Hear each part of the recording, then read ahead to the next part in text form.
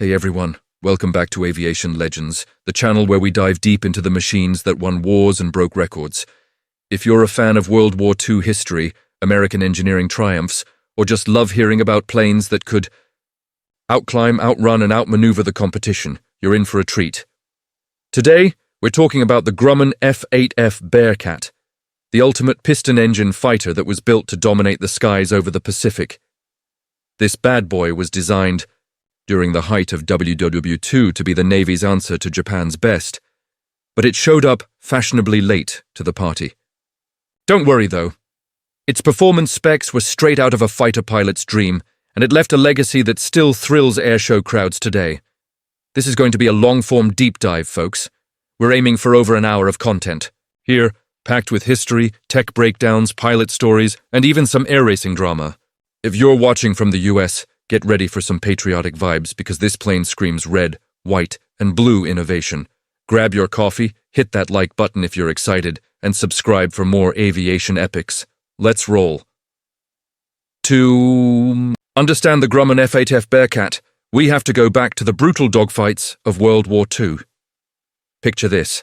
It's June 1942, right after the Battle of Midway. American pilots in their trusty F4F Wildcats have just turned the tide against the Japanese Navy. But they're not resting on their laurels. At Pearl Harbor, a group of battle-hardened aviators meets with Grumman Vice President Jake Swerble. Leading the charge is Lieutenant Commander Jimmy Thatch, the guy who invented the famous Thatch-weave tactic to counter the nimble Japanese Zeros. Thatch and his pilots lay it out plain. The key to victory isn't just firepower or speed. It's climb rate. Get above the enemy fast, and you control the fight. They emphasize power-to-weight ratio like it's the Holy Grail. Grumman listens. They've already got the F6F Hellcat in the works, a beast that would rack up over 5,000 kills in the Pacific. But they dream bigger, a smaller, lighter interceptor that could launch from tiny escort carriers and climb like a rocket. Fast forward to late 1943. After 18 months of analyzing combat data from the Pacific Theater, Grumman gets the green light. And for the G-58 project, what would become the F8F Bearcat? The goal, build the smallest possible airframe around the mightiest engine available. The Pratt & Whitney R2800 Double Wasp. This radial monster was already powering the Hellcat and Corsair, but Grumman wanted to strip away every ounce of unnecessary weight to maximize performance. The Navy orders 2 prototypes on November 27, 1943. Grumman's engineers work miracles. The first XF8F1 takes to the skies on August 21, 1944, just 9 months later. That's faster than most modern startups launch an app. Test pilot Corky Meyer puts it through its paces at Bethpage, New York. Initial climb rate? A blistering 4,800 feet per minute. Top speed? 424 miles per hour. The Bearcat isn't just good, it's revolutionary. But here's the twist that makes its WWII story bittersweet. Production ramps up in 1945, with the first operational squadron, VF-19, getting their planes in May. They're steaming toward Japan when Hiroshima and Nagasaki happen. VJ Day comes on September 2nd, 1945, and the Bearcat misses the war by a hair. Imagine what it could have done against the kamikazes or late-war Japanese fighters like the Ki-84 Hayate. Its performance was tailored for those exact threats. Quick scrambles from carriers to intercept incoming raids. Grumman didn't stop there. Even as the war ends, they refine the design. The name Bearcat? It's a nod to its ferocious, compact nature, like a wildcat on steroids. And for the US audience watching this, remember, this plane was born from American grit, ingenuity, and the lessons paid in blood by our heroes in the Pacific. It's a symbol of why we won, not just with numbers, but with smarter tech. All right, let's geek out on the design. The Bearcat was Grumman's masterpiece of minimalism. Compared to the F6F Hellcat, it was 20% lighter, with a fuselage shortened by 5 feet and wings clipped by 7 feet. Wingspan, just 35 feet 10 inches. Length, 28 feet 3 inches. Height on the ground, 13 feet 10 inches, thanks to those long landing gear legs necessary to clear the massive 12-foot 7-inch propeller. Why so compact? to slash weight. Empty, the F8F1 tipped the scales at around 7,070 pounds, max takeoff about 12,947 pounds. That's 2,000 pounds less than the Hellcat, despite using the same engine family. Speaking of which, the heart of the Bearcat was the R2800 34W Double Wasp, 18 cylinders, 2,100 horsepower standard, but cranked up to 2,800 HP in emergency combat mode with water injection. Later variants like the F8F2 got the 30W with 2,250 HP. Innovations everywhere. Flush riveting and spot welding for a smoother skin. Heavy gauge 302W aluminum to save on fasteners. Fuel capacity limited to 183 US gallons for weight savings. Range was secondary to raw performance. Armament started with 4 50 caliber machine guns, later upgraded to 20mm cannons in the 1B and 2 models. It could carry rockets or bombs too, up to 1,000 pounds for ground attack. One quirky feature: detachable wingtips. Designed to snap, off at 7.5 Gs to prevent structural failure, saving 230 pounds. Sounds cool, right? In practice, it caused issues. One pilot lost a tip during a loop, and reinforcements came later. The landing gear retracted inward for a wide track, and the tailhook was beefy for carrier traps. The cockpit? Bubble canopy, a first for Navy fighters, giving 360-degree views. But it was cramped. Pilots joked it was like wearing the plane. Neil Armstrong, yes, the moon guy, qualified in Bearcats and called it his favorite to fly. Handling was razor sharp. Quick rolls, tight turns, and that climb rate made it a joy in mock dogfights. For WWII context, this design was optimized for carrier ops against superior climbing enemies. If it had faced Zeros or Oscars, its power to weight, 0.22 HP lb, and low wing loading, 42 lb SQFT, would have let it dictate terms. Service ceiling, 40,800 feet, it could outclimb anything piston-powered in the theater. Let's break down the aerodynamics. The wings had a 244 square foot area, with folding for carrier storage. The vertical stabilizer was taller in the 2 for better stability. Engine cowling was redesigned too. All this made it 50 mph faster than the Hellcat and 30% better in climb pilot. Feedback was glowing. Corky Meyer said it was the most fun to fly of all Grumman cats. In tests, it beat early jets in maneuverability. Yes, the Bearcat could turn tighter than some 1950s jets. For our US viewers, this is what American manufacturing excellence looks like. Built tough on Long Island, ready to defend freedom. Let's break down the aerodynamics. The wings had a 244 square foot area with folding for carrier storage. The vertical stabilizer was taller in the 2 for better stability. Engine cowling was redesigned too. All this made it 50 mph faster than the Hellcat and 30% better in climb. Pilot feedback was glowing. Corky Meyer said it was the most fun to fly of all Grumman cats. In tests, it beat early jets in maneuverability. Yes, the Bearcat could turn tighter than some 1950s jets. For our US viewers, this is what American manufacturing excellence looks like. Built tough on Long Island, ready to defend freedom. For tech enthusiasts, let's talk horsepower. The R2800 used supercharging for high-altitude power. Water methanol injection boosted to 2,800 HP for 5 minutes. Emergency war power. Propeller efficiency, 85% at cruise. In dogfights, roll rate was 180 degrees per second. G-limits, PUBs 7.5, 3, dive speed, 550 mph safe. All this made it a pilot's plane, forgiving yet responsive. US pride moment. While Europe had Spitfires and EBV Messerschmitts, the Bearcat was our carrier king, designed for the vast Pacific where range and climb mattered most. Alright folks, we've covered the origins, the raw engineering, and those mind-blowing performance numbers that make the Grumman F8F Bearcat the king of piston fighters. Now let's get into the nitty-gritty of how this plane actually grew and changed over its short but intense production run. The Bearcat wasn't a one-and-done design. Grumman kept tweaking it based on real-world feedback from pilots, test flights, and the shifting needs of the post-war Navy. We're talking multiple variants, each building on the last, from the original. machine gun-armed interceptor to cannon-toting day fighters, radar-equipped night stalkers, and even camera birds for reconnaissance. Let's break them down one by one, because understanding these differences shows just how versatile and ahead of its time this aircraft really was. First up, the baseline F8F1. This is the version that rolled off the lines starting in February 1945. Grumman built 765 of them, making it the most numerous variant. Powered by the Pratt & Whitney R2800 34W double wasp, cranking out 2,100 horsepower, with water injection pushing it to emergency ratings around 2,300 to 2,400 HP, it came standard with 4 50 caliber Browning machine guns in the wings, 6 in some early concepts, but 4 to save weight. Ammo was generous, about 400 rounds per gun for the inners, 325 for the outers. It could haul 2 1,000-pound bombs, or rockets, or drop tanks for extra range on ferry missions. The F8F1 was pure interceptor, lightweight at around 7,070 pounds empty, max takeoff about 12,947 pounds. That gave it insane climb performance.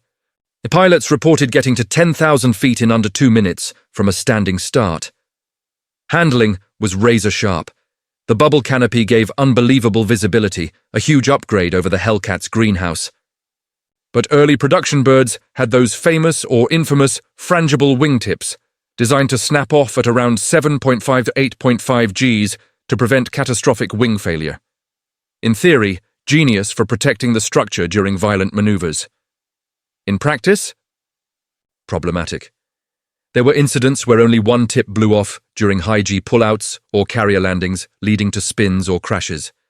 One famous case injured deck crew when a tip flew off on approach. Grumman quickly reinforced the wings and ditched the frangible design. Better safe than sorry. Next evolution, the F8F1B. Only 100 to 126 built. Sources vary slightly, but around 126 total in the batch. Delivered mostly post-war. The big change?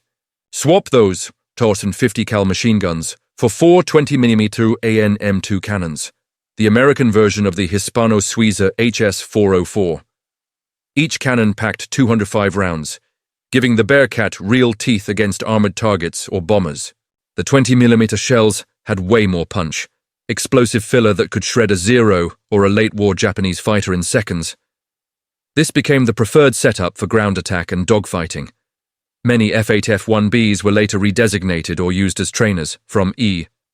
The 1B batch came the rare F8F1N night fighter. Only about 36 converted or built, some say 15 from the 1B line, others up to 36 total. These got the APS-19 airborne intercept radar in a pod under the starboard wing, a bulky but effective early radar set for all weather or night ops. The radar weighed a bit and hurt performance slightly, but it let the Bearcat hunt in the dark. Cockpit had red lighting for night vision, and pilots trained hard on instrument approaches. These were short-lived in frontline service, jets were coming fast, but they bridged the gap to true night all-weather fighters. Now we hit the big upgrade, the F8F2. Introduced in 1948, this was the refined final production version. Grumman built 293 straight 2s. Key changes? A more powerful R2800 30W engine, rated at 2,250 HP standard with water boost higher. A revised cowling for better airflow and less drag. A taller vertical fin and rudder, about 1 foot higher, for improved stability, especially important with the extra power and torque. The 2 standardized the 420mm cannons from the 1B. Dive recovery flaps were added, automatic engine controls simplified pilot workload, and overall handling got even crisper. Top speed bumped up toward 455 mph in some conditions. Climb rate stayed legendary. This was the Bearcat at its peak. Pilots called it the most fun and forgiving of the bunch. From the 2 lines spun off the F8F2N night fighter, just 12 built. Same APS-19 radar pod as the 1N, but on the improved airframe. Performance was better than the earlier Nightbirds, thanks to the taller tail countering any radar-induced asymmetry. Still, the external pod dragged a bit, so these were niche. Finally, the reconnaissance specialist, F8F2P. Grumman produced 60 of these, some sources say 30-60. Armed with only two 20mm cannons for self-defense, to save weight. The fuselage housed up to 3 cameras, vertical and oblique for mapping, strike assessment, or intel gathering. These birds flew with the fleet into the early 1950s, snapping, photos over training ranges or during exercises. The 2P was one of the last Bearcats in active Navy service. There were also oddballs, F8F1D and F8F2D drone controllers, radio command planes for flying target drones, some with bright yellow wings. A couple of civilian G58A conversions existed for demos. Total production across all variants, around 1,263 to 1,266 aircraft, plus 2 civil ones. For our American audience, think about this. Every tweak came from listening to pilots, Navy, test squadrons, fleet feedback. That's Yankee ingenuity at work. The Bearcat evolved fast because Grumman engineers weren't afraid to iterate. By the end, it was the most capable piston fighter the Navy ever put on a carrier deck. Let's talk pilot experiences with these variants. Test pilots like Corky Meyer raved about the 2's stability. It felt like it was on rails. Night fighter. Guys appreciated the radar, but cursed the drag on takeoff. Recon pilots loved the cameras but flew lighter loads for speed. Overall, the progression from 1 to 2 made the Bearcat smoother, deadlier, and more reliable. If WWII had dragged on, the 1B or early 2s would have been terrorizing Japanese skies. The WWII. Bearcat may have missed World War II combat by months, but its service life was anything but quiet. From dazzling airshow crowds with the Blue Angels to training the next generation of naval aviators, and then seeing real bombs and bullets action. Overseas, the F8F carved out a proud post-war legacy. Let's walk through it chronologically, because this plane's story is as much about peacetime excellence as wartime potential. Right out of the gate in 1945, VF-19, Satan's Disciples, became the first operational squadron on May 21, 1945, aboard carriers heading west. They were en route to the Pacific when VJ Day hit, no enemy contacts, but pilots got carrier calls and loved the plane's snappy response. Post-war, the Navy equipped 24 fighter squadrons with Bearcats by 1948. That's a huge chunk of the fleet's prop fighters. VF-3, later VF-31 Felix the Cat, VF-20, VF-31 and others flew them from carriers like USS Valley Forge, Tarawa, and Philippine Sea. Marines used a handful as advanced trainers, the highlight for many Americans, the Blue Angels. In August 1946, the Navy's precision demo team swapped their Hellcats for Bearcats and introduced the iconic diamond formation we still see today. Flying F8F1s and later 2s, they dazzled crowds at air shows nationwide from 1946 to 1949. The Bearcat's agility made loops, rolls, and tight formations look effortless. Pilots like Butch Voris, founder, said the plane's power to weight let them pull stunts. Jets struggled with early on. The team disbanded temporarily in 1950 for Korea, switching to jets, but those Bearcat years built the Blue Angels legend. Stateside, Bearcats trained thousands of pilots transitioning from props to jets. Reserve units flew them into 1953. Drone control versions, F8F1D, 2D, towed targets or flew radio-controlled drones for gunnery practice. Yellow-winged hacks at places, like Nas Chincoteague, real combat that came overseas. In 1951, as part of US aid during the First Indochina War, nearly 200 Bearcats, mostly F8F1s and 1Bs, redesignated F8F1D for export with modified fuel systems, went to the French Armée de l'Air and Aéronavale.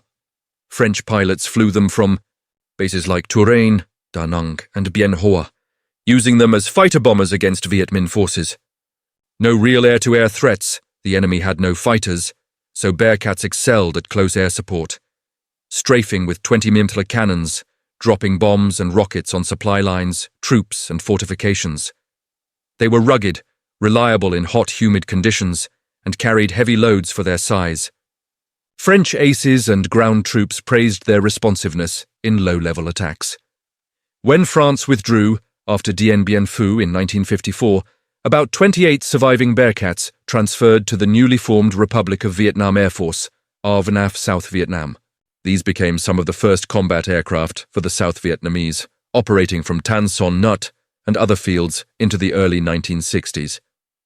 They flew ground attack against Viet Cong insurgents, similar missions to the French. Rockets, bombs, strafing. By 1960-1963, they were phased out for A-1 Sky Raiders and T-28s as the Vietnam War escalated.